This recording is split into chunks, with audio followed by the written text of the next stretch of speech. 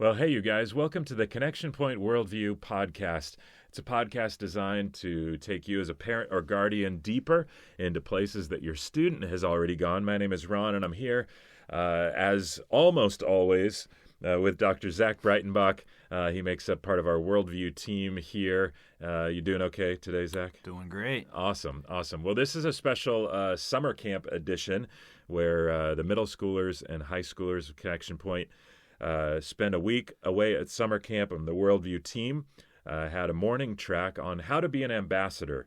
And we're covering the lessons that were covered there, so you can maybe be equipped yourself, but also have some good conversation with your students about it. So, Dr. Zach, why don't you remind listeners about the focus of this series, and then what's the main point of this third lesson? Yeah, so we're talking about what is an ambassador, and that was the focus of the first lesson. This is a biblical concept. This is something we're all called to be. It's basically a representative of Jesus to the world. Then in the last podcast, the second lesson, Trey talked about the importance of building relationships. If you're going to be a good ambassador and reach non-Christians, you have to build relationships with them. Yeah. It certainly makes it a lot easier. And then in this lesson, we're going to be talking about using questions. How do you navigate a faith conversation and share your faith and take a lot of pressure off of yourself by leveraging questions? And Trey kind of introduced us to that a little bit at the end of the last episode podcast. Yep. But we're going to go deeper into some more uses of questions. And then in the next lesson, we're going to talk about some more witnessing tips and strategies for practicing. And then we also have the interns coming in to talk about their breakout on how to share their testimony. All that's coming up. That's awesome.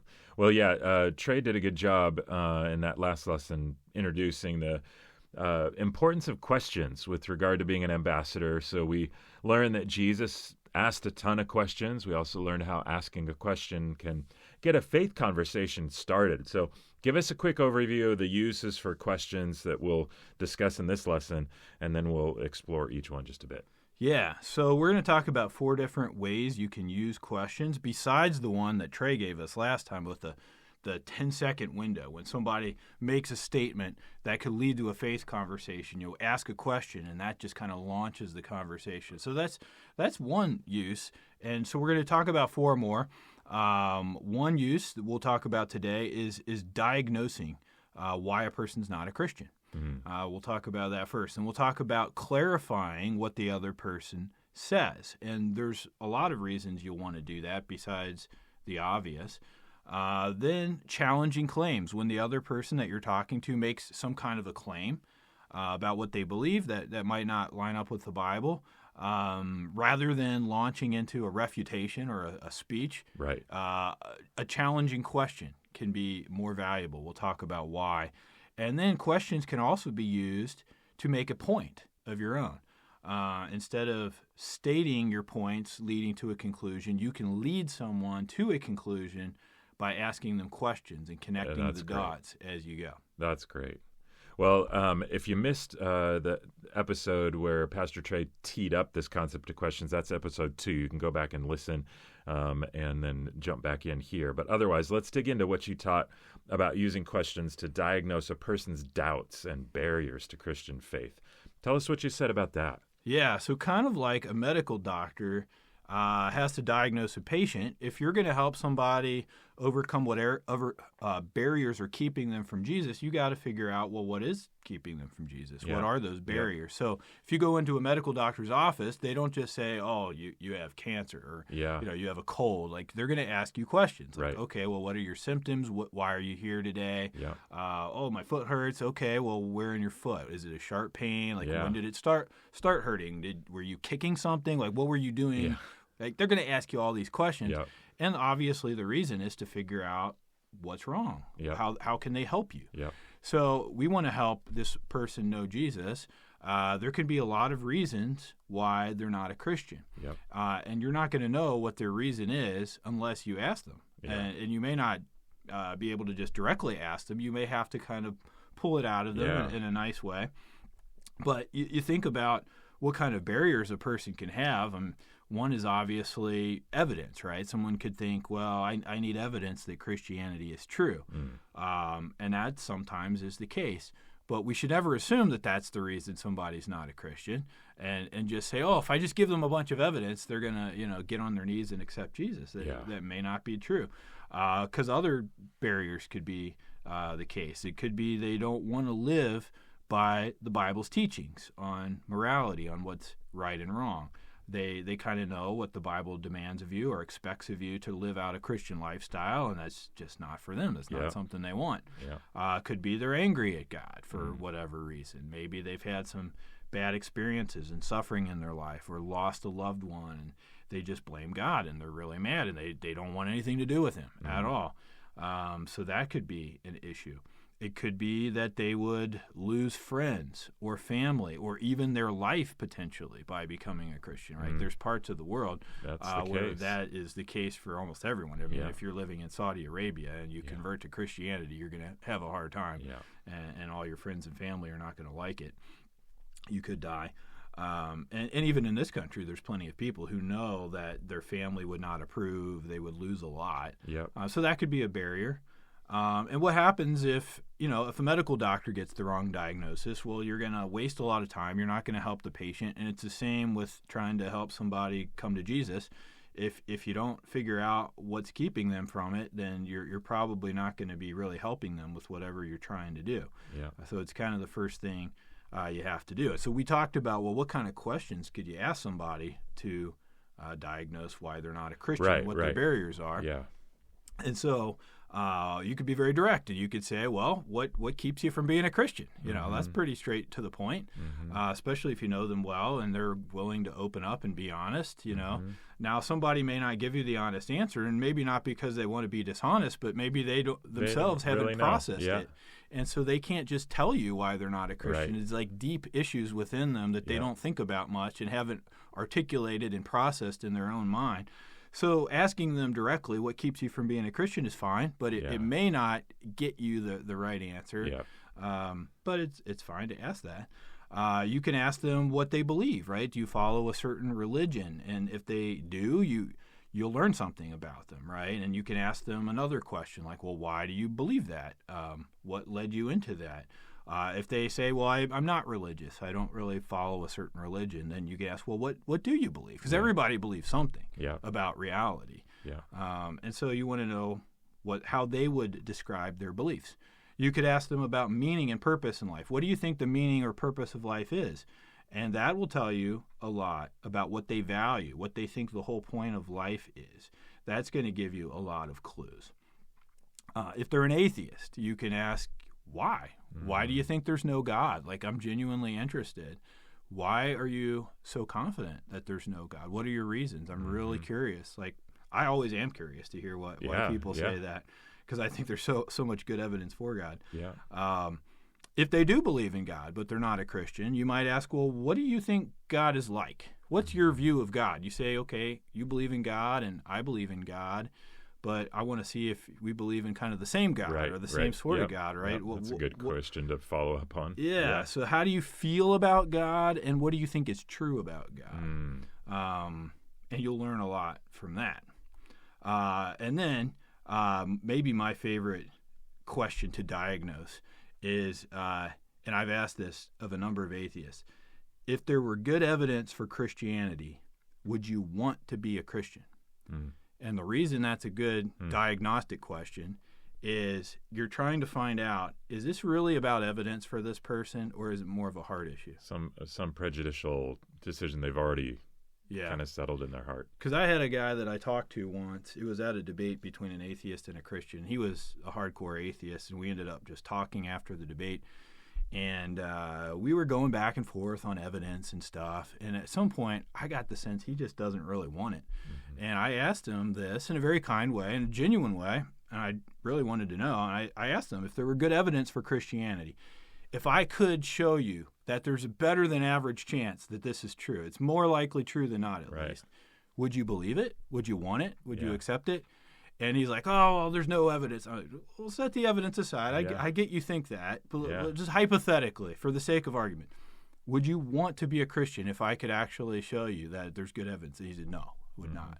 And that tells me, okay, I could give this guy a ton of evidence. Right. And there's going to be more going on there, right? Yeah. There's a heart issue. And so that's important to know. You can ask them, what kind of evidence for Christianity would you need in order to believe it's true?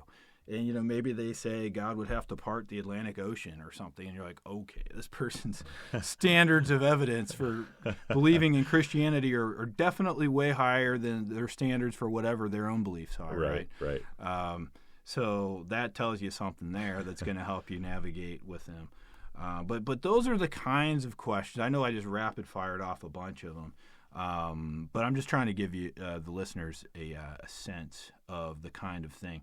At this point in the lesson, we paused, and I played the role of a skeptic, and we had a volunteer would ask me questions and try to figure out what's my barrier. Right. What are my doubts and reasons for not being a Christian, so they can get some practice with that. That's super helpful to even have a set of questions like that to start to work from. So, could you talk maybe now about using questions to clarify something the other person's already said? So even if you think you understand them, why might be a good thing to ask for clarification? Yeah, that's good. Yeah, even if you think you understand, there's could be a lot of reasons why asking them to clarify something is good. So obviously, if you don't understand them, you're going to want them to clarify. You'll basically be asking some variation of, well, what do you mean by that? What do you mean by what you just said? Right. Basically, that's the question. But this can avoid misunderstanding, right? Like, they say all religions are equal. I wouldn't know what they meant by that. Like, well, what equal in what way, right? Like, they're equally true. Right. People equally feel good about what they believe. Yeah. What do you mean they're all equal? I don't even really know what that would mean. Right. They'd have to flesh that out for me more before I'd even really know what they're talking about. So you don't want to assume you know what they mean. Try to avoid misunderstandings. Another reason it's good to ask for clarification is it helps them think through their view. So the person might say, oh, well, what do I mean by saying all religions are equal? I've used that line with Christians a lot, and no one's ever asked me, what I meant by it. Right. Yeah. Now I have to process it for myself. Right. And so that can be useful for them in itself, for them to have to explain, what they just said. It also shows interest in the other person, and it encourages conversation. So you're not just trying to win or be right. You're not just trying to win, and you're showing that you care about what they just said. Yeah. Okay, you just said something, and I want to know what you mean, rather than just going on to whatever I want to say. Right. I want to know more about what you just said. Yeah. Tell me more. So that's another reason why it can be good. Another reason it can be good is it gives you time to think, right? So say, a lot of us fear, what if I get in a faith conversation and they say something and then I don't know what to say next, and there's this awkward silence and I'm stumped and I'm like scared, I just don't know what to say. Ask a question. Just ask them what they meant by whatever they just said. Yeah. And so even if you kind of think that you're going to show interest in them, but at the same time you're letting yourself gather your thoughts, you're letting them talk more. Maybe as they talk more, you'll think of the next thing you want to say. Yeah. So it can get you off the hook and take some pressure off you in that way. So, we went through some examples in the lesson, like if someone says, the Bible's outdated. Well, I would definitely want to ask them, well, what do you mean by that? Outdated in what way? Like, you think literally everything the Bible says no longer applies? Right. Like, does something become not true after so many years? Right. Like, everything? Or only certain things? Right. Like, what do you mean the Bible's outdated? Yeah. That would be something I'd want to clarify, right? Or they say, I'm a good person, so I don't need to be saved. Well, what do you mean by good? Like, do you mean you've never done anything wrong? Mm-hmm. Or, like, what do you mean by that? I would want to probe that kind of thing a little more. So we went through a number of different examples. I believe in a higher power. Well, what sort of higher power? Explain that to me. So in many cases, that's going to be valuable, is asking them what they mean for those reasons. I remember back in episode 1, you were talking about with the moment with your coworkers years and years ago when you were working with the airlines, and they're discussing their opinion about what they think about Yeah. your worldview and religions and that. I could see where what you just described would have been helpful to the younger I wish Zach. I had asked that. Yeah. Yes, it would. I'd And be like, you would have had a lot of questions they're at telling least. me every religion is equally true and everyone has their own truth. And I say, well, what do you mean they're equally true? Right. Like, they say different things. So, like, well, what do you mean by true? Like, Yeah. you mean true like they're all correspond to reality the same, Yeah. even though they're saying different things? Yeah. Or they're true in the sense of, like, people might feel equally confident in what Yeah. they're saying? Or Yeah. what do you even mean by It that? gives some breathing room because then you're not just on your heels backed into a corner. You need to Yes. have an answer. Yes. You're allowing them to explain further. That's what I should have done. Probably in areas that they maybe a lot of times haven't thought fully through themselves. Yeah. So Mhm. I know as Christians, I haven't thought fully through some of the things that I throw out there either, and Yeah. it helps being asked some of those questions that Mhm. make me think deeper. So Mhm. you talked about how sometimes it's helpful to use a question also to challenge the other person to back up a claim. Talk about the value of doing that. Yeah, so sometimes people will make a claim, but they don't really give an argument, right? Okay. There's a difference between making a claim and really defending that claim or explaining why you think it's true. Yeah. Anybody can claim anything, right? Right. And claims come pretty cheap. Yep. But the key question you'd want to ask here is some version of, well, why do you think that's true? Mm-hmm. Ask them to back it up. And again, just like maybe nobody's been challenged to even explain what they mean by something, pretty good chance that they've never been challenged to explain why they think that what they just said is true. Yeah. So say the person you're talking to would say all religions teach the same thing. You could say, well, that's interesting. Why do you think that? You know, you don't even necessarily have to talk about how they say contradictory things. It doesn't make sense, and Right. you don't have to go on to speech. You just ask them to defend it, and you go from there. Yeah.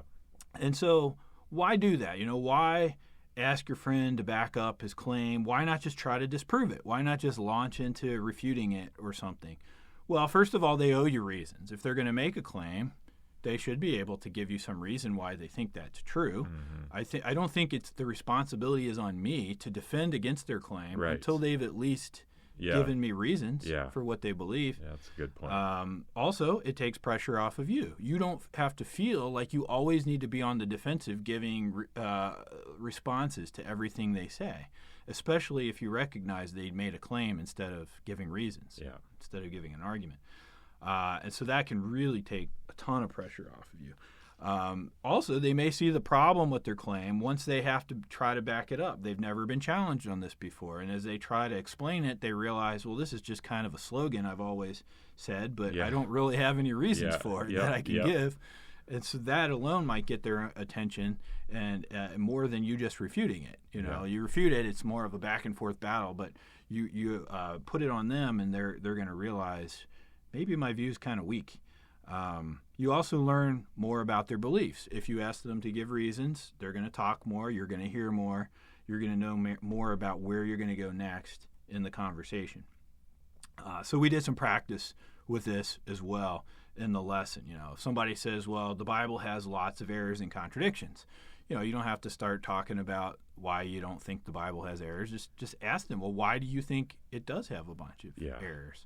And there's a decent chance they can't even really talk about that very much or give you examples. Right. Maybe they say religion is bad, like every war is started over religion, which actually it's like less than 7% of wars in history have been started over religion. But they claim that.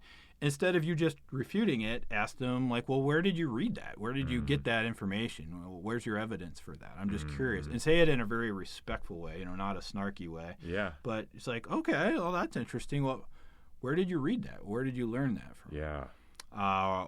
Or any other claim, Jesus never lived, science disproves God, miracles are impossible, whatever they say. Don't feel the pressure that you have to just immediately respond. Yeah. They made a claim. They didn't give an argument. Ask them to give reasons. Takes a lot of the load off, actually. So near the end then, Dr. Zach, you discussed how you can actually use questions to make a point. So like instead of just stating your point, you can lead them to it with questions like you were talking about a little earlier in this episode. Talk about the value of doing that. Give an example maybe of how that might work.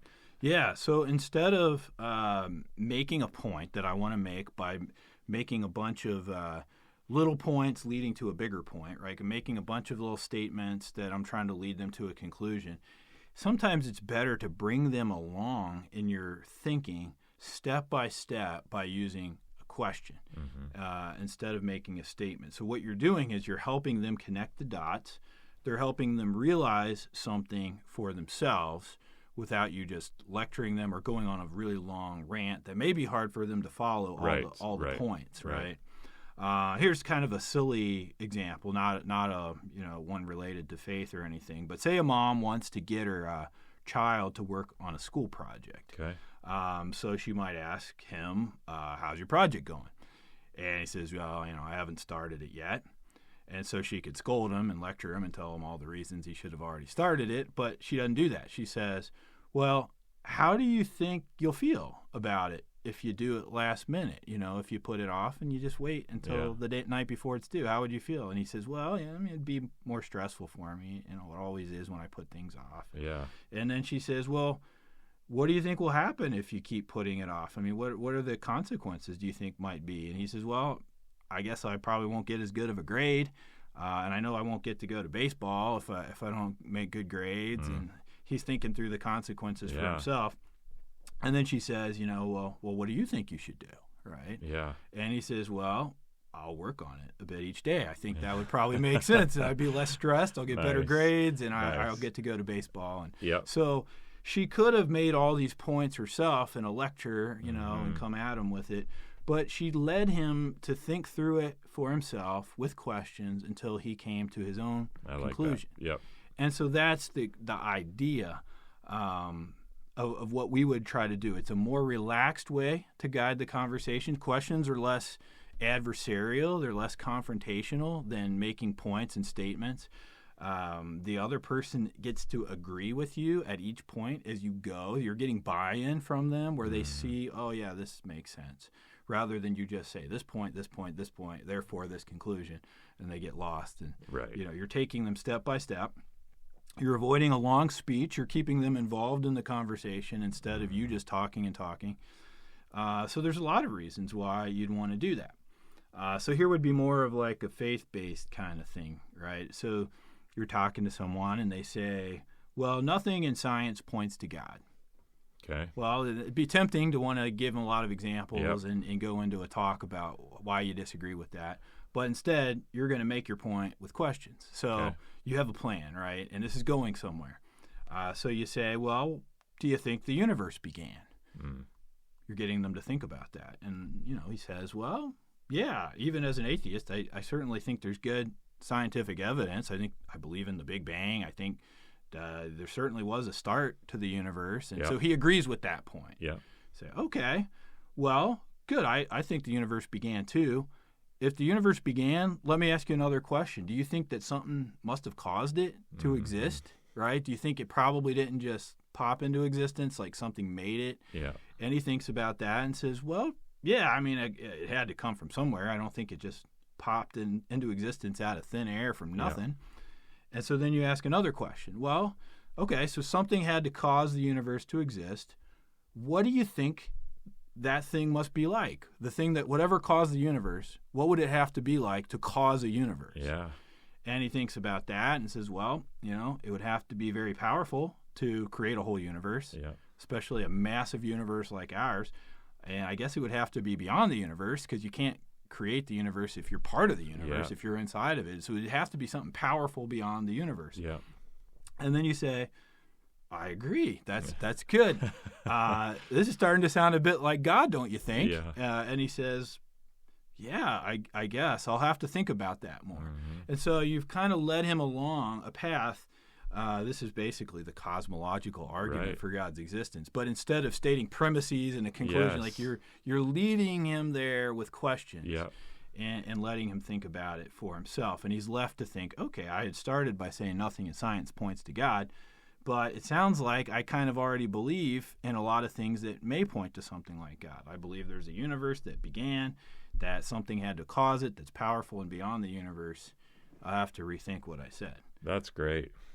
So, and we can give other examples, but And we did in the lesson, but that's the idea. I think that's enough to show the idea. Now, one warning about this is you want to try to avoid the other person changing the subject until you've connected all the dots, because this is not going to work if they derail things into something totally different. Question 2, and you've got 4 or 5. Yeah, you're thinking of I'm going to ask a few questions leading them to this point. But if they go off on some other subject, it's not going to work. Yeah. So you have to bring them back respectfully and say, okay, well, we'll talk about that in a minute. But would it be all right if we just stay on what we're on for a second? I want to ask you a couple more questions, and then we can move on. Yeah. So you're not telling them, well, I don't want to talk about whatever you just said. Yeah. But just can we wait a moment until I've kind of I'm leading somewhere. Trust me. You just wait 2 minutes, and we'll see where this goes. Yeah, that's great. That's great. Well, we like to wrap up these episodes with a good question that parents can discuss with their students. So what would be a good question related to this lesson, Dr. Zach, that parents can have a discussion about? Well, you could try to do a role play, kind of like I did with the students, where the parent will be just make up some view that you have, some reasons why you're not a Christian, you're some kind of non-Christian.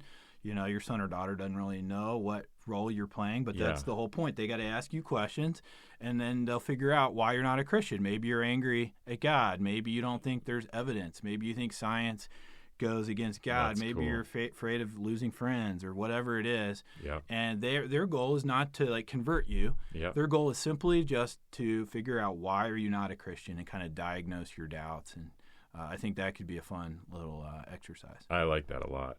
Well, parents, we love you. We're praying for you constantly. Dr. Zach, I've been super blessed. Just these first 3 episodes in this series, How to Be an Ambassador, have been super helpful. We've got another one with Pastor Trey coming up, and then that interview with the interns on sharing a testimony too. So we'll be back with those here shortly. If you got questions about Connection Point, you can go to connectionpoint.org. That's point with an E, connectionpoint.org or cp.news. And get connected with us that way. Otherwise, God bless you. We're praying for you.